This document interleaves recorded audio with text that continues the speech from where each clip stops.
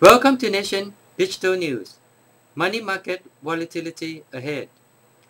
The Bank of Thailand Deputy Governor Bandit Nichathawon yesterday warned that the international money market could be quite volatile this year in view of the slow world's economic recovery, the European public debt crisis, and high employment in the US.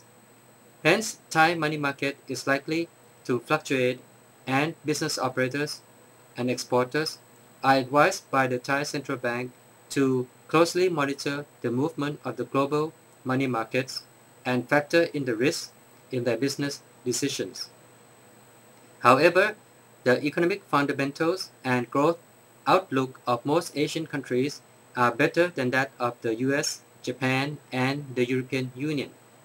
Therefore, more foreign capital should be flowing into Asian countries, Thailand included. However, this could push inflation up and force the Thai Central Bank to raise interest rates in the future. Given the expected money market volatility situation, financial regulations will likely be stiffer in the next few years, according to the Bank of Thailand.